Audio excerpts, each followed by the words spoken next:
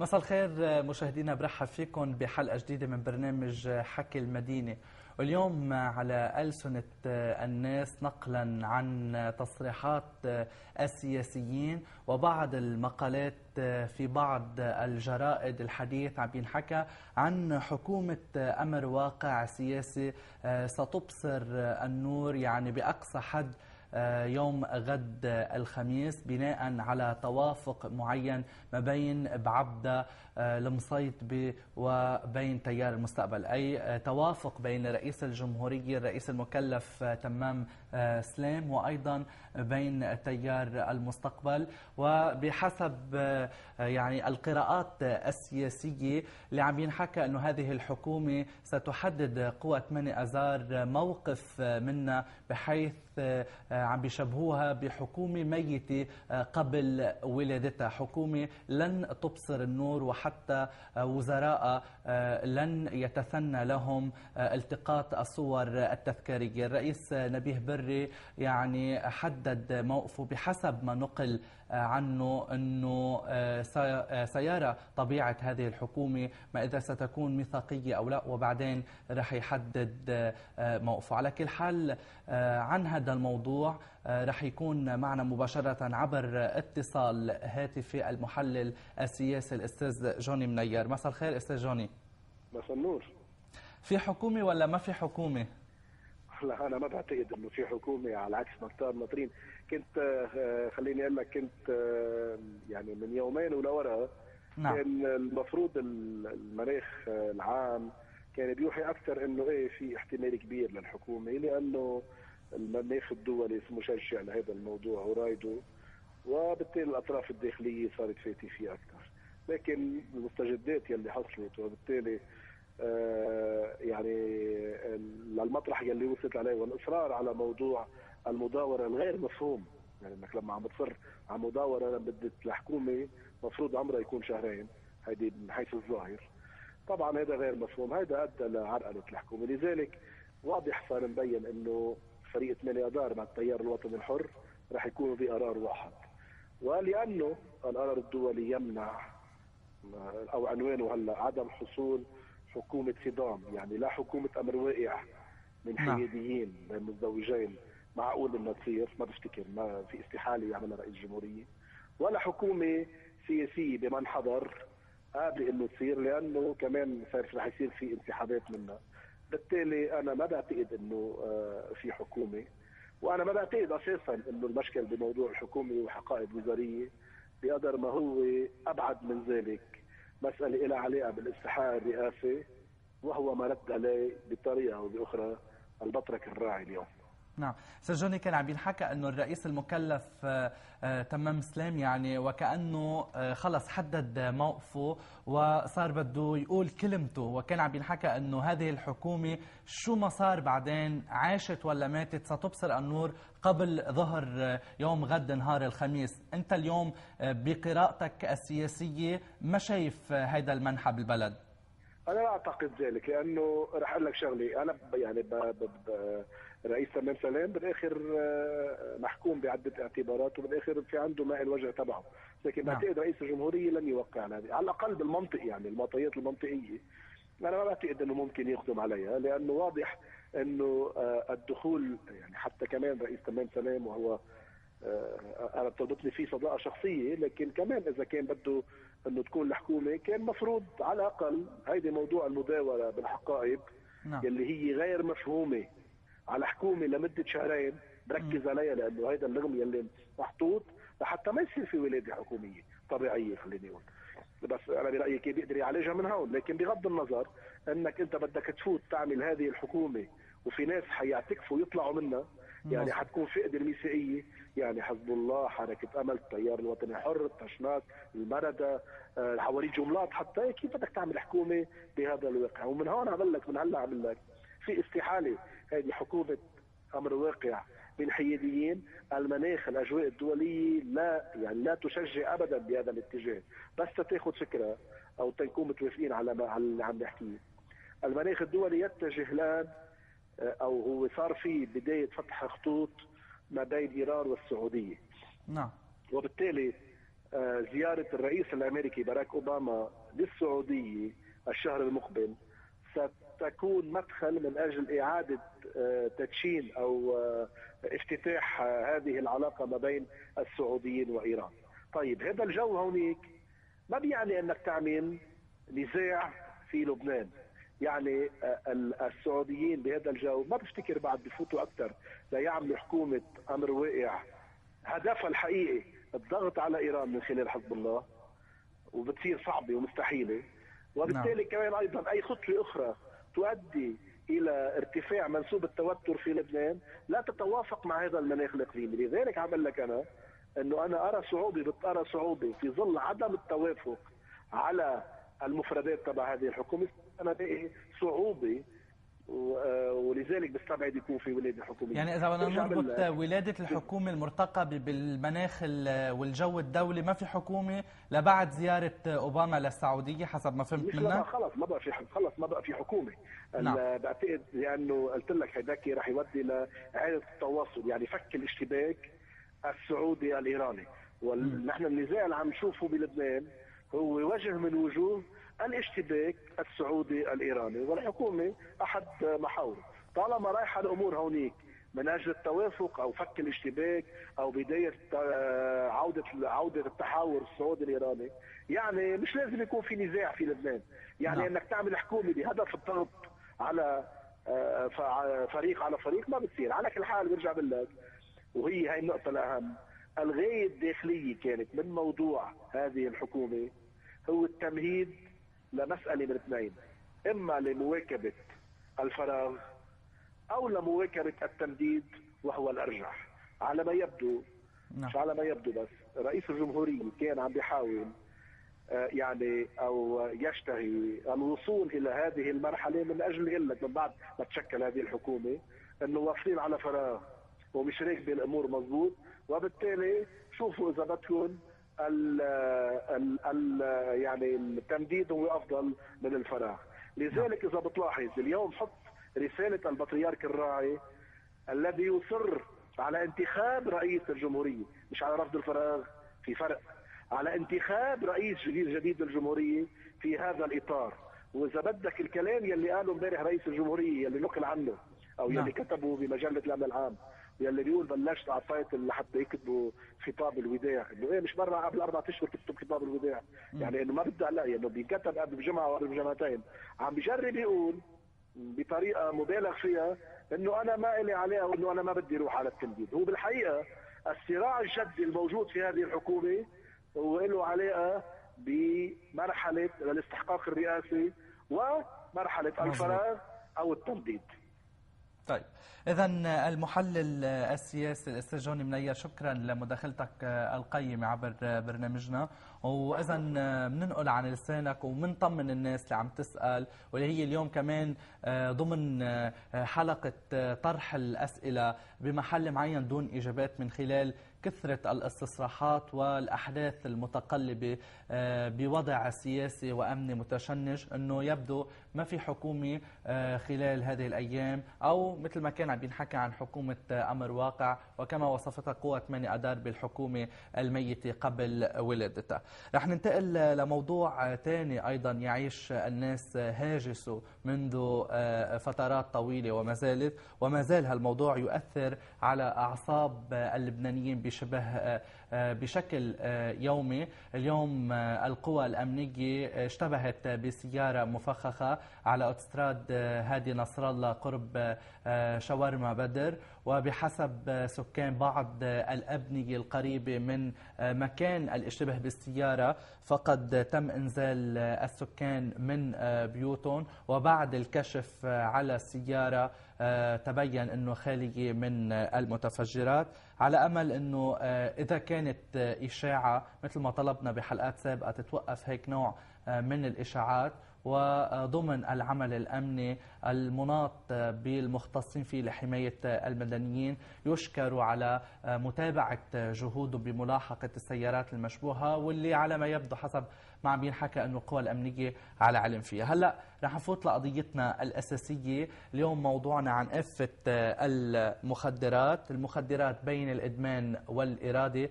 هالقضيه او هالظاهره، ونحن يمكن بطل فينا نقول عن موضوع المخدرات انه ظاهره، هو مشكله اساسيه يعاني منها المجتمع اللبناني وشبابه وكل الاشخاص المدمنين على المخدرات. حول هالموضوع بصيرني رحب بضيفتي لليوم جوال ابي صعب، منسقه برامج جمعيه اسكال اللي هي معنيه بتخفيض المخاطر عند المدمنين وايضا مناصرتهم والمطالبه بحقوقهم. مساء الخير جوال. مساء النور. اهلا وسهلا فيك ببرنامجنا. ميرسي، اهلا فيك. بالإضافة لقضيتنا الأساسية رح نرجع أكيد بالفقرة الثانية نتداول بمجموعة من القضايا اللي هي ضمن حكي الناس وضمن المواضيع المتداولة. رح نحكي عن المدارس وهاجس التفجيرات، ورح يكون معنا اتصال مع مها قاسم اللي هي مسؤولة عن مدرسة جرين سبيس سكول. أيضا رح نحكي عن اعتصام الفنات اللي صار اليوم بمنطقة الشويفات لمنع المواطنين من الجنسية السورية بقيادة الفانات. ورح يكون أيضا لنا مداخلة عبر التليفون مع الخبير شوفاني اللي هو عنده بعض المواضيع المتعلقة بحلقة امبارح اللي كانت مخصصة بموضوع الدراجات النارية. يبدو أنه هناك بعض المغالطات اللي حصلت من قبل ضيفنا مثل ما قال، من قبل بعض الاتصالات اللي وردت، وحب يوضح بعض النقاط. رح فوت على الموضوع الأساسي، والناس أكيد بيقدروا يتابعونا عبر مواقع التواصل الاجتماعي على البرنامج، عبر التويتر، عبر الفيسبوك، وأيضا عبر الإيميل، ومعي مباشرة أيضا عبر الفيسبوك وعبر التويتر. وفيكم تتصلوا على 01 841 248 وعلى 01 841 020 مقسم 211. وهلا اجى وقت الحكي معك. طولنا عليك. يعطيك العافية. الله يعافيك. جوال، أي متى حنخلص من آفة المخدرات؟ وهل هو عن جد هذا حلم ما ممكن يتحقق؟ وقديش أنتم عم تعيشوا صعوبات وهواجس كبيرة للتخلص من هالآفة؟ طالما في عرض عطول في طلب. يعني أكيد من سنين وسنين هالمشكلة موجودة، ورح بتصور رح تضل موجودة على يعني مدى الحياة. نعم. وبنرجع بنقول مشكلة الإدمان هو مرض. شخص لما يفوت بعالم الإدمان وخاصة بعالم الأفيونيات اليوم صار بمرض مزمن بده يعيش معه ويتعايش معه لمدى حياته. وهون المعادلة بتختلف كمان، وطريقة التدخل مع هالشخص. من ضمن جوال، من ضمن يعني العنوان العريض للقضية اللي حكين عنها اليوم اللي هي المخدرات بين الإدمان والإرادة. بنعرف إنه يمكن إذا واحد بدخن هو مدمن على الدخان بيكون عنده صعوبة هائلة وصعوبة كبيرة إنه يوقف تدخين. فكيف مدمن مخدرات هاي بعدين إذا بدنا نحكي عن الأنواع كيف بتشتغلوا؟ خلينا هيك بشكل مباشر لنرجع يعني بشكل متخصص بنرجع بنعمم. كيف بتشتغلوا بالجمعية على إقناع المدمن بمحل معين إنه لازم ياخذ قرار بلحظة معينة بوقت معين لا يخلص من هالمرض بجسمه؟ تبلش المدمن هو شخص مسلوب الإرادة. يعني ما في إرادة، ما في يحاسبوا اليوم وين إرادتك تما توقف. أوكي. لأنه هو بيكون بمرحلة بين أنه يمكن بلشت فيها عم جرب، بس كل حدا اليوم فات بعالم التعاطي مش بالصدفة فات، ومجموعة أسباب وعوامل بتأثر لهالشخص يكون عم بفوت ويكمل بهالعالم. نعم. أوقات كتير بتاخد مسيرة وقت مع هالشخص تيوصل ياخد القرار أنا بدي وقف. بفوت محاولة 2 أوقات 3 تيكون عم بيتعالج ويجرب يوقف، وأوقات بينجح أوقات بيرجع بيفشل. في أشطاط بيرجع بحاول مرة تانية وبطرق مختلفة تيرجع يوصل لهالقرار إنه أنا يعني كل مرة في هالمحاولة. نحن كمؤسسة شو بنعمل وكيف بنتدخل؟ نتدخل على عدة أصعدة. في عنا العمل بالشارع اللي بننزل فيه بنجرب نطار الأشخاص اللي بالشارع، الأشخاص اللي بعد ما بدها تفوت على مراكز، بصير في هالتواصل معه وهالحكي تجرب تاخد. يعني انتم هلا صرتوا عم تلحقوا المدمنين قبل ما هن يقصدوكم على المركز؟ صحيح. هلا في اشخاص بتعرف بالمركز بيعرفوا برقم التليفون تبعنا، بيعرفوا من اصدقائهم كمان، واخذوا القرار بيجوا مباشره لعنا على المركز. وفي اشخاص بعدهم بالشارع وبهيدي المرحله بعد مش اخذين القرار يكونوا عم بيوقفوا التعاطي.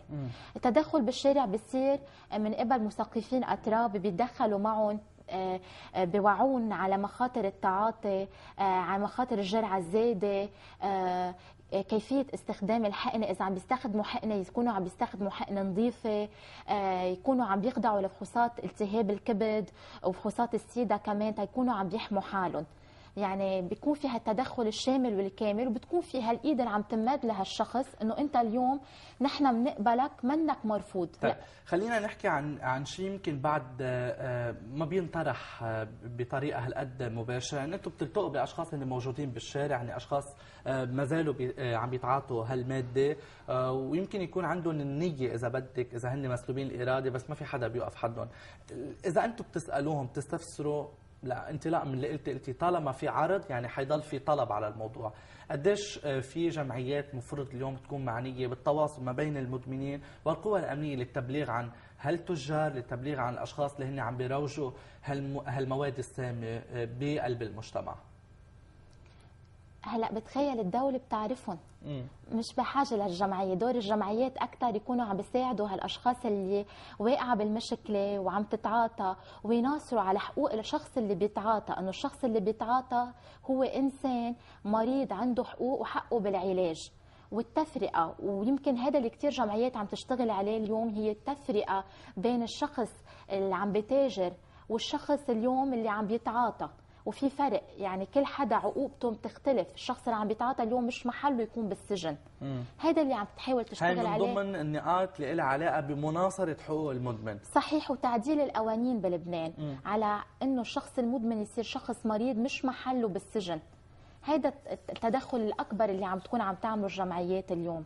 نعم. كنا عم نحكي عن شيء له علاقة بمبدأ تخفيض المخاطر اللي هو اليوم بشكل التباس عند كثير من اللبنانية. يعني مثلا بتشتغلوا على شيء اسمه انه المدمن ما يستعمل نفس الإبرة إذا بده يعني يتعاطى مواد مخدرة. كمان بيتم توجيههم ويعني إذا بدك حمايتهم من الناحية الجنسية باستعمال مثلا واقي ذكري أثناء العملية الجنسية أو ممارسة الجنس. يعني أنتم صار في عليكم بعض العلامات الاستفهام وكأنكم عم بتشرعوا هذه الممارسات المنحرفة. كيف بتردوا على هيك موضوع؟ هالممارسات موجودة. وهذا الشخص لما يكون اخذ القرار عم بيتعاطى، مثل ما قلت يمكن بمرحله عمل انتكاسه فيها، بهالمرحله تيوصل هو ياخذ قراره في وقت معين. بهالمرحله هيدي هالشخص بدل ما يكون عم بيستخدم ابره شخص ثاني، بدل ما يكون عم يمارس علاقات جنسيه غير محميه. نعم. نحن بنعرف كثير انه الاشخاص اللي عم بيتعاطوا بمرحله يمكن مقطوعين من الماده، مقطوعين من ابره وبدهم يكونوا عم يقدروا يريحوا حالهم، بياخذوا ابره غيرهم وبيستعملوها. في كثير حالات من اصابات من بالتهابات الكبد سي عند الاشخاص اللي بيتعاطوا، خاصه عبر الحقن او للفيروس نقص المناعه البشري اللي هو السيدا. نعم. مشان هيك التدخل، يعني التدخل هو ابعد، يعني السياسه نخفض كلفة. أول شيء كلفة على الدولة وعلى الميزانية. اليوم عم بتخفض من أمراض، يعني وهالإنسان اليوم المريض وحامل مرض الإدمان بعد قادر يحمل مرض فوق مرضه اللي هو كمان علاج أصعب يعني ومزمن. يعني بمصيبة أحسن ما نصير بمصيبتين. صحيح. طيب رح أرجع لعندك جوال. بدي أقول شيء أنا، إنه نحن هون ما عم نشجعه روح تعاطى، نحن عم نوعيه على مخاطر التعاطي، على مخاطر انه ممكن يعمل اوفر دوز. بس انتم عم تقولوا له تعاطى بطريقه صحيه من هون لتخلص من ادمانك، اذا صح التعبير يعني. نعم، عم نعلمه اليوم ما تتشارك ابرتك مع حدا ثاني. بس لما بده يفوت على الصيدليه هالشخص اليوم 3/4 الصيدليات بلبنان بترفض تعطيه الابره. من وين بجيب ابرته غير ما بده يكون يا بده يقبل. هذا موضوع حلقه برجع بحكي معك. رح انتقل لاتصال هاتفي مع الاعلاميه هلا المر. حضرتك يعني بتشتغلي مع جمعيه تعلية ابن الانسان، وانا معك هلا بدي ارحب فيك اول شيء ببرنامج حكي المدينه. مساء الخير. مساء النور ويعطيكم العافيه على هالمواضيع المهمه اللي بتوعي المجتمع. الله يعافيك. هلا أنا بعرفك قديش أنت جريئة برأيك وبتقول الأشياء بشكل مباشر. معك بدي أحكي بالمنحى اللي هو له علاقة بتسهيل تواجد هالمادة بالمجتمع. وجوال كانت عم تقول ان الدولة بيعرفوا التجار بمحل معين يعني وبيطنشوا عنهم او هن موجودين في شيء مش مفهوم اليوم عند الاهل او عند المدمنين بحد ذاتهم. بتعتبري اليوم هلا باعتبارك يعني صرتي خبيرة بهذا الموضوع متابعة بموضوع الادمان، في تساهل من قبل الدولة لهالقد بعدها منتشرة هالظاهرة بمجتمعنا؟ في مساعدة من قبل الدولة يعني؟ تساهل من قبل الدولة. تساهل من قبل الدولة. هلا الدولة ما بعرف تلقط التجار الصغار بدكم بالحبس او تلقط اللي بيعتبروهم مروجين يعني. هالمتعاطي يلي بيشتري ببيع كرمال يرجع يشتري، يلي نعم. منه هو تاجر، انه مش مفروض انه يعتبروه تاجر. التجار الكبار ايه اكيد مش ملقوطين يعني. مثلا في واحد تاجر فاتح فيسبوك وبيكتب اسمه على المخدرات وعليه كذا مذكرة ومش لاقطينه يعني، محمي بضيعته، محمي بمنطقته. يعني بيروج مخدرات عبر الفيسبوك. ايه مش بس هيك، كمان بدي اقول لك شغله، انه مش تساهل، يمكن قله انتباه من الدوله. انه بجريده من الجرايد كانوا حاطين دعايه للمخدرات، واحد عم بيبيع مخدرات تركينا يعني. كيف بصير هيك ما بعرف. بعدين في مناطق، هيدي من شي شهرين، بعدين في مناطق ممنوع يفوتوا لها، ممنوع يفوتوا الدرك والدوله بهذه المناطق، كمان عم بيصير في بيع يعني. نعم. الشغله اكبر منا يمكن. طب انت كيف بتلخصي المشهد امام هالحاله، امام هالمأساة اللي بعدها يعني عم تخسرنا خيرة الشباب؟ اللي بقولوا خير وقاية من امطار علاج. نعم. فانا بقول انه لازم نوعي الاهل ونوعي الشباب والصبايا اليوم انه ما يتعاطوا لما يوصلوا للموت، لانه التعاطي بالمخدرات ما بيوصل الا للموت يعني، يا للموت يا للموت. فاهم شيء الوقايه يعني. نخلي الاهل يوعوا على اولادهم اذا عم بيتعاطوا، ونخلي الاولاد يوعوا شو هي هالآفة المخدرات، انه هن بيهربوا شوي من مشاكلهم فيها بس رح يرجعوا للمشكل. عرفت؟ لانه هن بيكونوا ضعفاء النفوس وضعفاء بالايمان وضعاف بالمجتمع وشخصيتهم ضعيفه. اذا امهم وبيهم تخانقوا مع بعضهم دغري بيتعاطوا يعني. منهم مثل باقي الناس، عندهم ضعف معين وانا بحترم لهم هالضعف. فلازم نوعيهم تما يتعاطوا، بنوعي الاهل تينتبهوا كيف يربوا اولادهم ويصير عندهم مناعه. طالما ما فينا انه نحارب هالتجار الكبار اللي انت عم بتقول عنه، خلينا نعمل وقايه يعني. مثل ما اذا بدي شبههم لشيء ثاني، مثل ما مرض السيدا ما له دواء، خلينا نوعي الوقايه. هيك واحد ما بينضرب بمرض السيدا، فخلينا نوعي الوقايه. هيك واحد ما يتعاطى مخدرات افضل مما نوصل للي واصلين عليه. على كل حال التوعيه كثير مهمه، لانه صار عم بيكون في بمدارسنا وبجامعاتنا تعاطي مخدرات يعني. نزل افرج العمر نزل ل 11 سنه يعني. في ناس عمرها 9 سنين و11 سنه، وهذا الاخطر. هلا عنا على علية ابن الانسان ولد عمره 13 سنه له كذا سنه بيتعاطى يعني. حرام يعني. هيدا اجرام يعني. على كل حال انا بقول غير هيك بالقانون اللبناني قاسم، نعم. في قانون بيقول انه المتعاطي مجرم، وبيروح من سنه ل3 سنين او من 3 اشهر ل3 سنين حبس اذا تعاطى مخدرات، وهو مريض مش مجرم. التاجر هو المجرم يعني. لازم السجن يلي فيه 4000 سجين في بحدود 2000 متعاطي يكون في 2000 تاجر بدل 2000 متعاطي. هودي اللي لازم له الحبس، مش المتعاطي لازم له حبس. المتعاطي لازم يقعد بمؤسسه يتداوى يتعالج. فانا اكيد عندي ثوره جواتي، وبزعل على هالشباب والصبايا يلي عم بيتعاطوا مخدرات، لانه المخدرات بيقتلوا. وبدي اقول شغله، انه الوقايه مهمه، لانه مش بس عم يقتلوا اللي بيتعاطى مخدرات، عم يقتلوا الاهل كل يوم وكل ساعه وكل دقيقه. ما في خبك التعتير يلي بتعيش فيه عائله المدمن. تعتير. شكرا لك الاعلاميه. بصير سارق، بصير كذاب، بصير محتال، بصير تاجر، بصير تتغير حياته كليا، تتغير حياته وحياه اهله، حياه عائلته. بعدين اسمعكم عم تحكوا عن النظافه وعن قصه السرنجات، هودي ما بيحمسون يتعاطوا. هن اصلا عم بيتعاطوا، مع حق جوال، اصلا عم بيتعاطوا. بس كمان مش بس بتحميهم من السيدا، بتحميهم كمان من الهيباتيت سي يلي ما بعود واحد يصح منها. يعني بتحميهم من امراض كثير خطيره. نعم. كثير خطيره. برافو انه عم بيشتغلوا على الاجيان، اذا ما عم بيقدروا يشتغلوا على المداوات عم يشتغلوا على الاجيان. على كل حال ما بعرف اذا هي بذات الجمعيه اللي فيها الي ضو يلي هي من جمعية اسكال بيعطونها الإبر مع على إلي الإجيان. ضو. مع إلي ضو. لانه عم يوصلوا لمرحله عم يقتلع منهم انه يتعالج. يعني هن عم بيشتغلوا على الشغلتين، عم بيشتغلوا على النظافه وعم بيشتغلوا كمان ليصير الانسان يتعالج.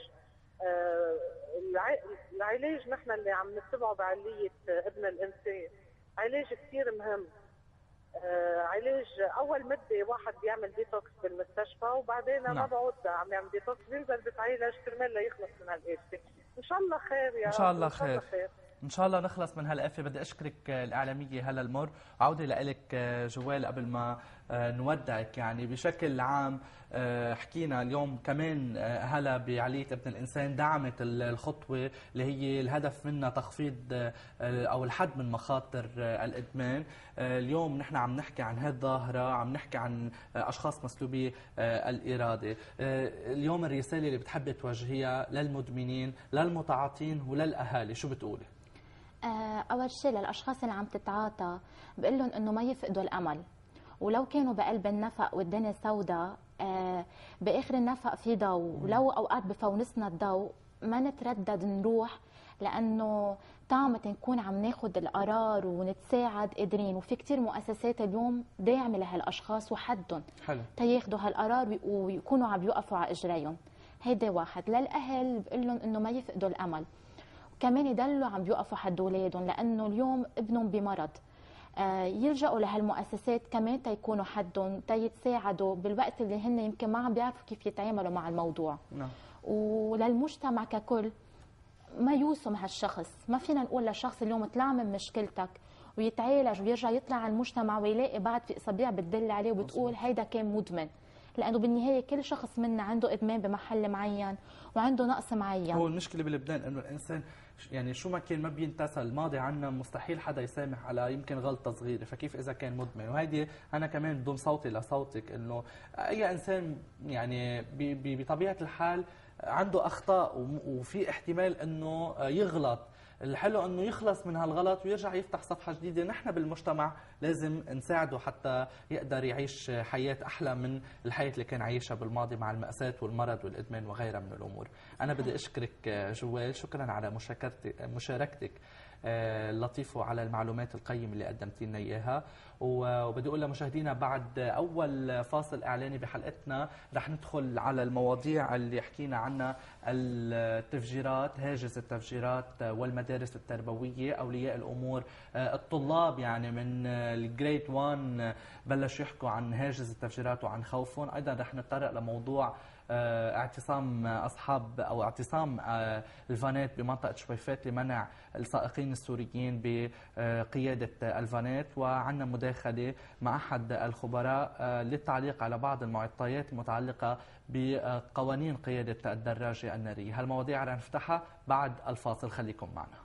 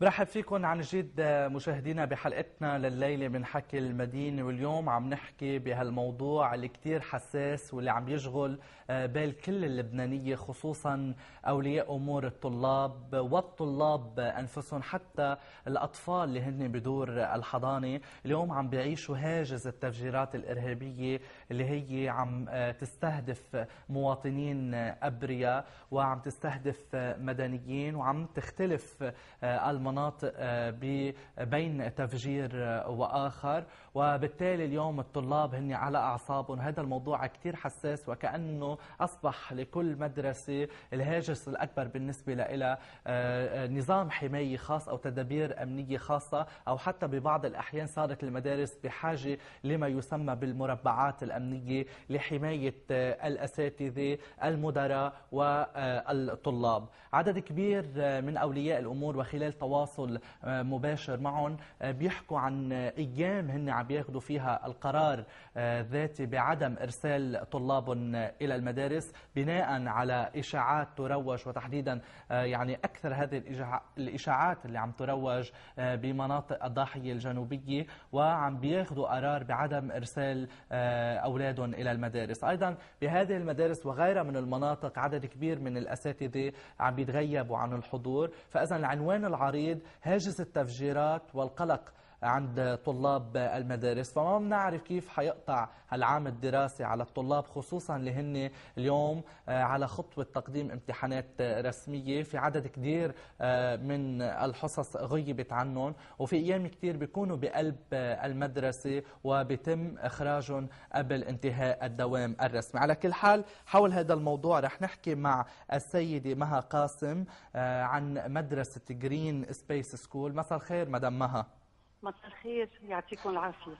الله يعافيك مدام مها. ما بعرف قديش فيك تلخصي لنا المشهد العام، وكمان من خلال حضرتك يعني كيف فينا ننقل اليوم الهاجس اللي عايشينه أهالي الطلاب بالدرجة الأولى وأنتم كأساتذة على أعصابكم كل يوم. يعني نحن بوضع بصراحة ما بدنا نحسد عليه، لا نحن نعم. ولا أي مدرسة بلبنان. ما فينا نحكي عن منطقة معينة، لأنه هذا الموضوع هذا الهاجس عايشينه كل مدارس لبنان. بالنسبة لنا نحن بمنطقة يمكن غير مستهدفة بعتقد، بس بنفس الوقت عايشين هذا الهاجس كثير صعب. مظبوط. يعني انتم قبل تفجير الشويفات، مدرستكم بشويفات لذكر، يعني قبل ما يصير التفجير الارهابي كنتوا عايشين مثل كل مدرسة على اعصابكم. كنا عايشين على اعصابنا، وبوقوع هذا الانفجار اللي صار من اول امبارح كمان زاد هذا الشعور بالتوتر وبالقلق وبالخوف عند الكل، يعني نعم. إدارة، معلمين، أهل، وكمان التلاميذ. نحن بالنسبة لنا عم نجرب قد ما فينا نضبط وضع التلميذ النفسي، يعني نعم. عم نجرب قد ما فينا كحماية أمنية. الأبواب على طول عم بتكون مسكرة بشكل كتير، يعني بالقفولة. ليه؟ لحتى إذا لا سمح الله صار أي شيء أو سمعوا أي شيء نكون نحن قادرين نحصر الأولاد بمنطقة بقلب المدرسة، نقدر نحضنهم وما نخليهم مثل ما بيقولوا يعني يتوتروا كثير. نعم. يعني انت اليوم عم تحكي عن موضوع كثير مهم. الوضع النفسي عند الطلاب كثير عم بيتاثر بالتفجيرات اذا صارت وبالاشاعات. كثير متاثر فوق ما بتتخيل. يعني نحن اليوم طلع اشاعه انه في شخص مدمر وفي سياره مفخخه. كنا من الساعه 12:30 روحنا ساعتين درس اليوم. ما خلينا حدا من التلاميذ ابدا يحسوا. بس الاهل اللي صاروا يجوا موترين والتليفون يدق كل النهار وما خلونا نعرف نكفي نهارنا مثل ما بيقولوا بسلام. التلاميذ ما خلينا هون كثير يشعروا بهذا الوضع. بس في وضع كثير مأذي هو بس الخبر العاجل. يعني لو تلميذ واحد معه تليفون وصلوا هالخبر العاجل قبل ما يتأكدوا من صحة هذا الخبر اللي عم بيطلعوه، عم يعملوا شوشرة وعم يعملوا رعب بين التلاميذ بشكل كثير مأذي. هيدا يعني في أكثر من جهة لازم تكون مسؤولة عن الراحة النفسية للتلاميذ. يعني نحن عم نجرب قد ما فينا، نحن كناحية أمنية عم نسكر الابواب، عندنا أجهزة كاميرات بالمدرسة عم نطورها، عم نحط كاميرات خارجية لحتى أي شيء عن بعيد يبين شخص مرئ، حتى لو مرئ عم بيكون في شخص على طول عم بيراقب هالكاميرات، قاعد بس شغلته هيك. في عنا كمان بهذا البرد والسقعه، بدل ما يكون الناطور قاعد جوات المدرسه، الناطور مع اكيب محدد عم بيكون موجود على طول برا، عم يتمشى حول المدرسه. هذا من الناحيه الامنيه.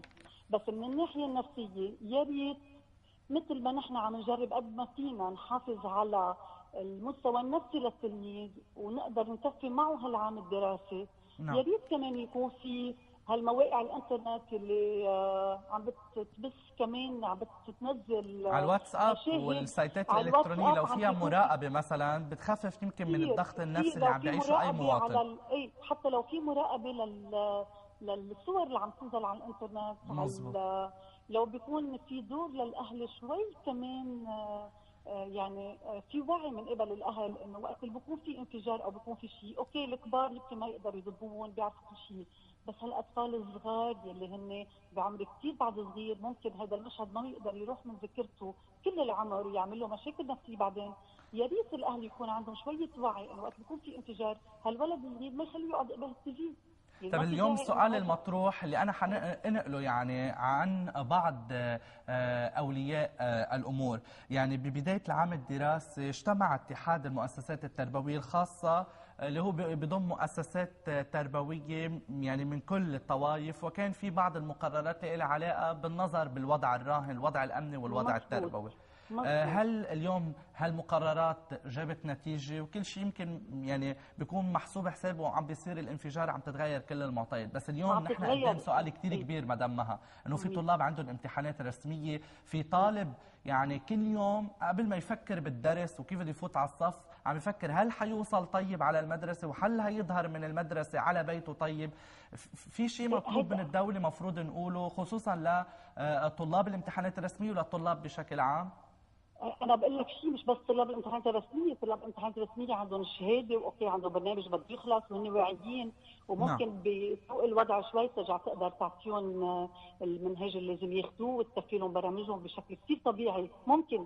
بس كمان في وضع نفسي للتلاميذ كلها، حتى التلاميذ الصغار، لانه التلاميذ الصغار بس عم بيشوفوا هالمشاهد وعم بيشوفوا هالمناظر. مظبوط. يعني بليز لو بس الاهل بيوعوا شوي، ولو بس الدوله بتوعى شوي، لو بيعملوا رقابه للانترنت والرقابه الاعلام عم بيكون قد ايه، يعني نحن بننطر الخبر مثل ما بيقولوا الناطر، بننقل من محطه لمحطه وقت بدنا نسمع شيء، بس يا ريت بس يتاكدوا من صحه الخبر قبل ما يبثوه، لانه عم بيكون في له كثير تاثير سلبي. عم لك اليوم كان في يعني وضع كثير من قبل الاهل مش من قبل التلاميذ ما حسوا على شيء، قاعدين بقلب مدرستهم واوكي كفوا دراستهم بشكل عادي، بس الاهل يلي هن ومش يعني غير ملمين، لانه هن كمان في نهايه بخافوا على اولادهم، يعني قبل ما يفكروا بدرس اولادهم عم يفكروا بصحتهم، عم يفكروا انه يعني يقدروا اولادهم يضلوا عايشين بسلام.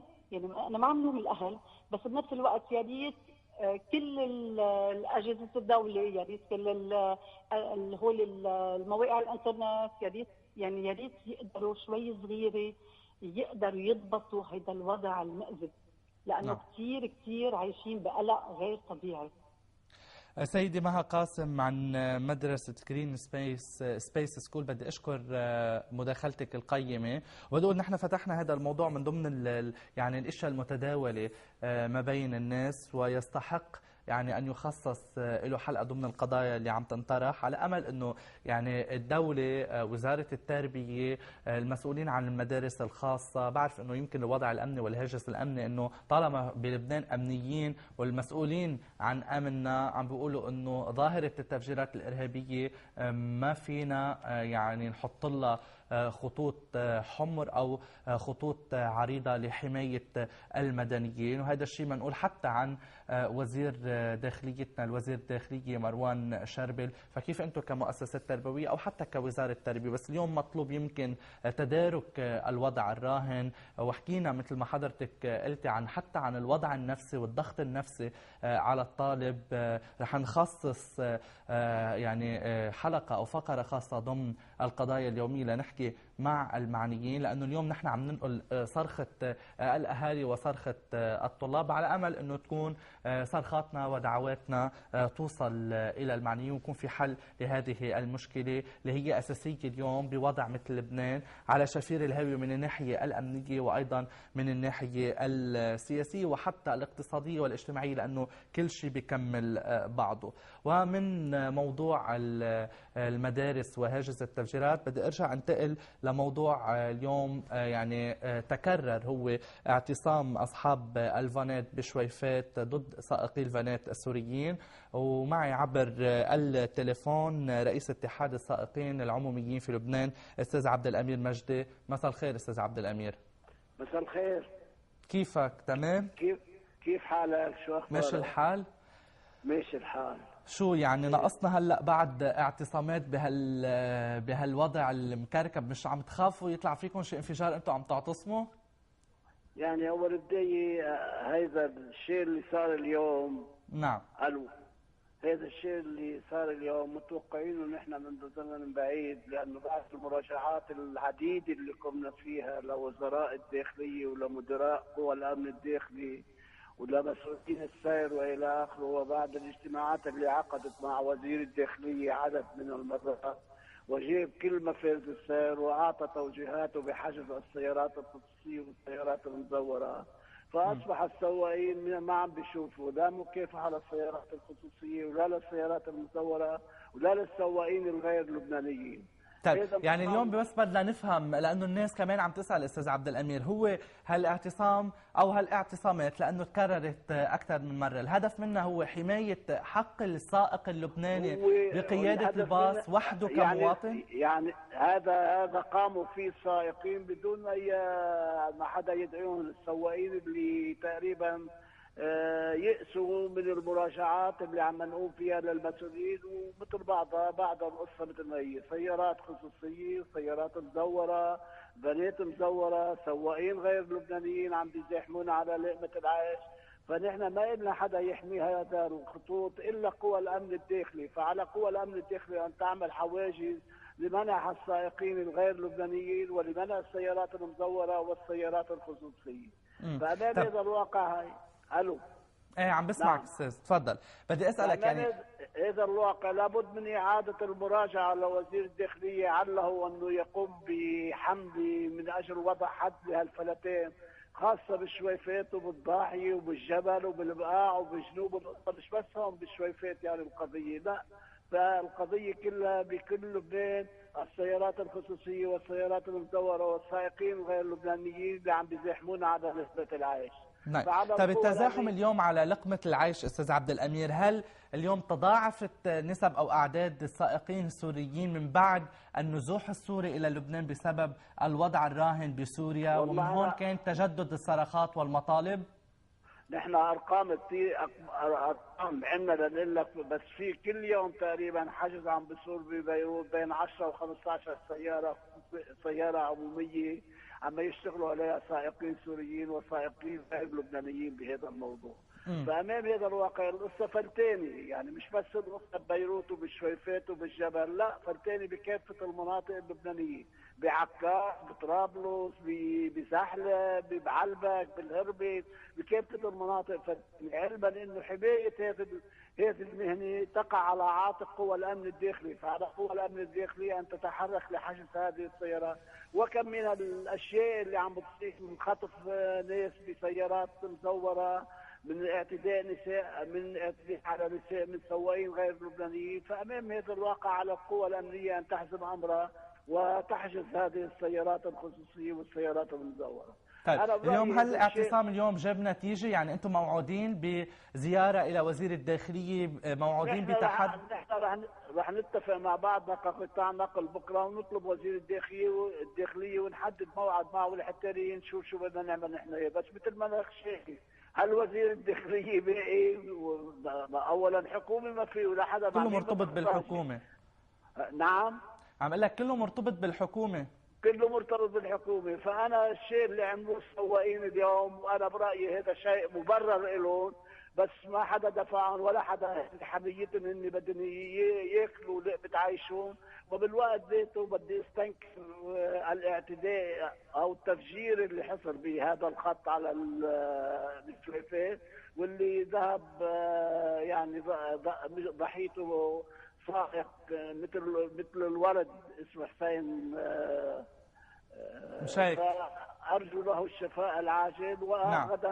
وغدا سنتصل بوزير الداخلية ونحدد موعد أنا والزميل بسام طلايس من أجل أن نبحث نحن وهي هل في إمكانية لمكافحة السيارات الخصوصية. أنا بدي أقول لك شغلة قبل ما أختم معك الاتصال أستاذ عبد الأمير نجم، يعني بتمنى كمان كلامي اليوم ما ينفهم غلط. أنا شفت شغلة إنه هذه ما بتصير بأي بلد بالعالم، هي يا ريت الرقم السيارة اللوحة مزور، لا كان في رقم منه لبناني، يعني لوحة منها لبنانية، لوحة سورية وعليها إشارة تاكسي لبنانية وعم بيشتغلوا عم بيطلع ركاب عادي. فما بعرف هيدا الموضوع برسم مين يعني.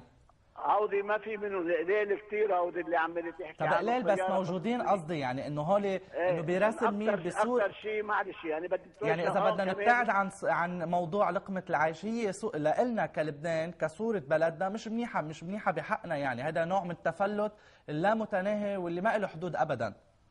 نحن ليك بالنسبه لهالموضوع هاي نتوجه الى اصحابين البنات والتاكسيات، انه يا عمي السواقين اللبنانيين اللي كانوا يشتغلوا على السيارات ليش شلحتوا السيارات ورحتوا صرتوا تاجروها بزياده 25,000 او 50,000. مزبوط. عودوا الى هلا اجروها اول شيء للمواطن السوري، هلا صار بدهم يبطل السوري يسوق السياره او الفان.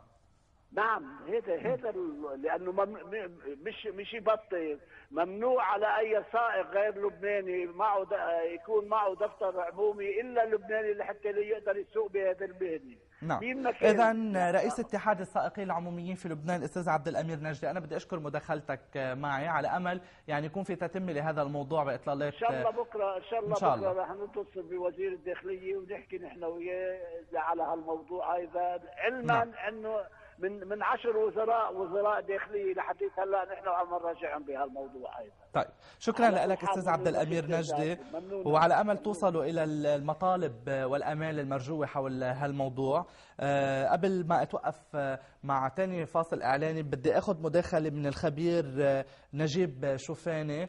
امبارح كانت قضيتنا الاساسيه متعلقه بالقياده المتهوره عند بعض الشباب اللبناني فيما يتعلق بالدراجات الناريه. كان في مداخله من احدى السيدات اللي هي فقدت ابنها، والشخص اللي صدمه بالسيارة لم يتم توقيفه. كان ضيفنا زياد عقل اللي هو رئيس جمعية اليازا. اليوم تلقينا اتصال من الخبير اللي هو كمان نائب سابق بنقابة خبراء السير اسمه نجيب شوفاني، ويبدو أنه كان عنده بعض الملاحظات حول استصلاحات الضيف الرئيسي من يازا، وأيضا من اتصال من أحد الخبراء. أستاذ نجيب شوفاني مساء الخير. الو تفضل استاذ نجيب، حضرتك على الهواء. الو مساء الخير. مساء النور، تفضل حضرتك على الهواء عم نسمعك. امبارح كان في حلقه كنا عم نحضرها، كان في ريبورتاج عن الدراجات الناريه. نعم. الريبورتاج كان عم بيقول انه بالنسبه للدراجات الناريه ما في عليهم اي مسؤوليه. الو ايه تفضل حضرتك على الهواء عم بسمعك. بدي عزبك توطي صوت التلفزيون من حدك لنسمع بعض منيح. نعم. وطي صوت التلفزيون من حدك. بالنسبه لانه انا بالسياره، بالنسبه للدراجات الناريه نعم يطبق عليها قانون السير كانك اي مركبه عاديه ماشيه على الطريق. من اي ناحيه؟ يطبق عليها قانون السير كانها سياره، يعني كيف بيطبق قانون السير على السياره يطبق قانون السير على الدراجات الناريه. اوكي. والماده 279 من قانون السير بتقول على كل سائق دراجه ناريه انه ملزم انه يكون في معه اجازه سوق. نعم. الزاميه انه نحن عم نلاحظ او دائما الدراجات الناريه الموجوده بنلاقي في كثير اشخاص تحت 18 سنه عم يسوقوا دراجه ناريه. تحت 18 سنه ممنوع يسوقوا دراجه ناريه. كل سائق دراجه بده يكون في معه اجازه سوق. هلا في كثير قوانين بلبنان، بس بدك مين يطبق يا استاذ شوفاني؟ هو نحن بحاجه الى تطبيق القانون، منا بحاجه الى قانون. القانون اللي عندنا جيد جدا، القانون لأنه كأنه قانون أوروبي يعني، بس نحن ما في عندنا حدا عم بيطبق القانون. بس بدك حدا يتشبه للأوروبي بلبنان. بدي أشكرك أستاذ نجيب شوفاني كمان، على أمل أنه بإطلالات وحلقات قادمة نسلط الضوء أكثر على القانون بلبنان، القانون الخاص بالسير، إيجابياته وسلبياته، ودعوتنا المتكررة للمشاهدين للمواطنين الالتزام من أجل السلامة العامة لنا وللآخر. مشاهدينا رح توقف مع ثاني بريك إعلاني بحلقتنا لليوم، من بعده رح نستعرض مجموعة من الصور عبر مواقع التواصل الاجتماعي كيف تم تداولها، أو كيف المواطن اللبناني بيعلق بغرد عن موضوع قضيتنا الأساسية اللي كانت بحلقتنا لليوم، المخدرات. خليكم بعد أول بريك، ثاني بريك إعلاني، خليكم معنا.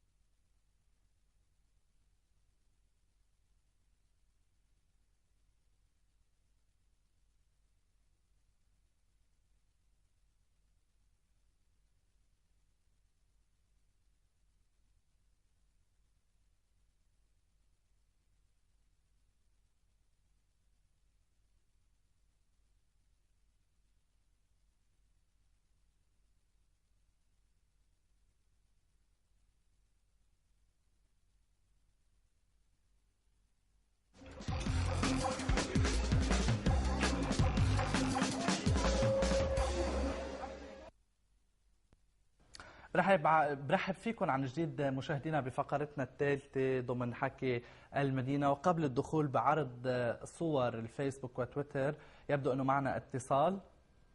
ألو ألو،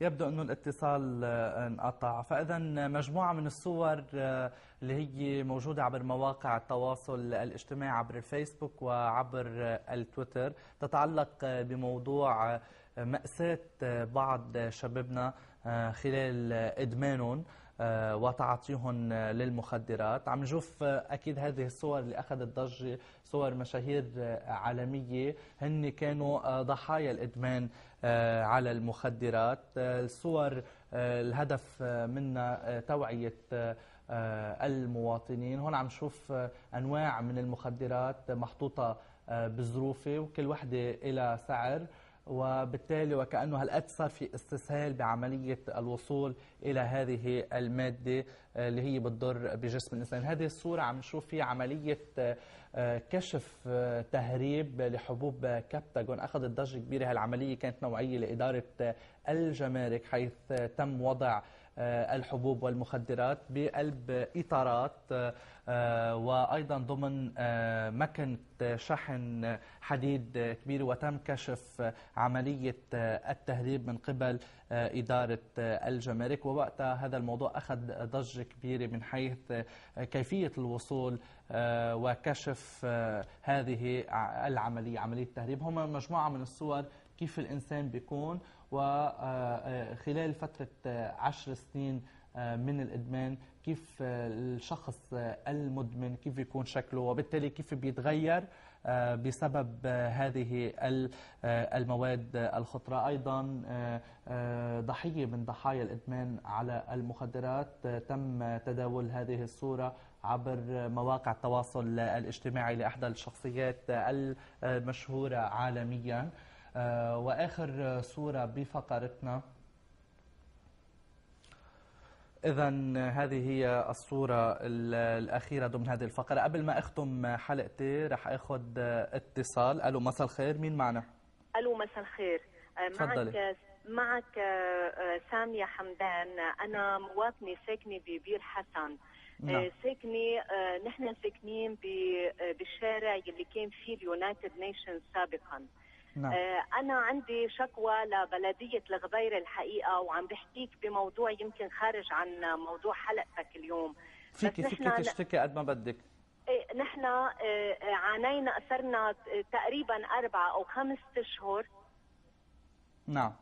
عم نعاني من قصة إنه من بعد ما نقلوا اليونايتد نيشنز من حد الشارع عنا، هالشارع يلي موجود بين بنايتنا وبين اليونايتد نيشنز، يعني ما بخبرك حالته شو. اول شيء ما كانه شارع من شوارع بيروت. بعدين انا بدي خبرك شغلي، يعني شو مشكلته الشارع؟ نعم، شو مشكلته الشارع؟ مشكلته الشارع انه شيل الدشم يلي كانوا والحيط القديم يلي كانوا عاملينه اليونايتد نيشنز، وصار هالشارع فيه جوار، وصار ما عم نقدر نفوت بسهوله على بيتنا. ورحنا على بلديه الغبيره اكثر من مره، وتواصلنا معهم ومع مسؤولين هونيك، ووعدونا مثل العاده، مثل باقي البلديات يمكن، او مثل وضع هالبلد كله، وعدونا انه بزبطوا هالشارع. وبعد ما اجى حدا ليشوف شو وضعنا وشو ايش بدنا. انا رح تابع الموضوع بشكل مباشر، رح احكي مع رئيس البلديه. بس بدي اقول شغله، انه نحن كرسوم لبلديه الغبيره هون عندنا بالمنطقه ندفع اغلى رسوم يمكن ببيروت. يعني هل نحن عم نوصل لهم حقهم على اخر باره؟ هل بيقبلوا هن انه يضل شارع مسمى على اسمهم محسوب عليهم بهالمنطقه هيدي، وكأنه ما بخبرك كأنه وين؟ أنا بتمنى من كاميرتكم تجي وتصور هالشارع هيدا، ولحتى تحلوا لنا هالمشكلة. هلا بس بده يصير في مي وشتاء بعد شوي والله يبعث الخير، ما رح فينا نقدر نفوت على البناية لعنا. صار عنا خلص، أنا سجلت الشكوى عندي، ورح أحكي مباشرة مع الحج أبو سعيد الخنسة رئيس بلدية الغبيرة، ورح تابع الموضوع بشكل مباشر، وإن شاء الله نقدر من خلال هالمنبر نقدر نحل المشكلة ونوصل صوتك مثل ما أنا اليوم. أنا بكون ممنونتك، وأملنا فيكم كبير، والظاهر ما عم تنحل مشاكلنا إلا عبر الإعلام بهالأيام. أهلا وسهلا فيك. شكرا لك ويعطيك ألف عافية. أهلا وسهلا فيك مدام سامية. بالختام مشاهدينا، بس بدي يعني نحن ضد قضية نشر الإشاعات عبر الواتساب، ولكن هالموضوع هو مش إشاعة، هو نكتة اليوم تم تداولها بين المواطنين تتعلق بالمفجرين والانتحارية اللي عم ينتقلوا بمناطقنا اللبنانية. نكتة بتقول انه تراجع الوضع المالي للانتحاريين. اول واحد نزل باوتيل 5 نجوم، بعدين صاروا يعطون كيا، وامبارح اعطوه 1000 ليرة ليطلع بالفان. تم تداولها بشكل كبير عبر الواتساب. لهم مشاهدينا حبيت انقل لكم اياها، يعني لانه بتضحك، وعلى امل انه ننتصر قريبا على المفجرين وعلى افكارهم وعلى اهدافهم. لهم مشاهدينا وصلت حلقتنا لليوم لنهايتها. كمان نتمنى انه موضوع المخدرات هالظاهره وهالمأساة ينحط لها حد، ونهاية، ويكون فيها حزم من قبل القوى الأمنية، وأيضا الأساس هو ضمن الأهل والرعاية والتربية. والشباب اللي عم بيسمعونا اليوم اللي مثل ما قالت ضيفتنا مسلوبة إرادتهم يحاولوا ويدخلوا إلى النفق المظلم اللي هن عايشينه فيه، يدخلوا فيه للأخير، لأنه فعلا بآخره في طاقة من النور بتخلصهم من هالحالة. موعدنا بيجدد بإذن الله بكرة بنفس التوقيت الساعة 5:30، وفيكم تحضروا هالحلقة بالإعادة الساعة 11 المساء. الله معكم.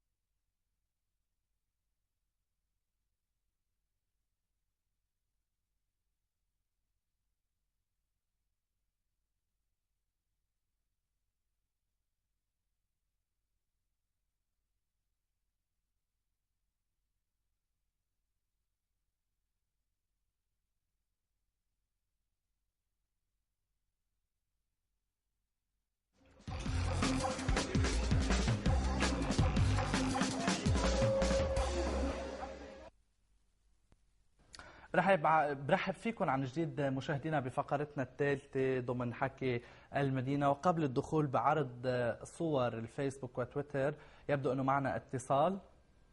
ألو ألو،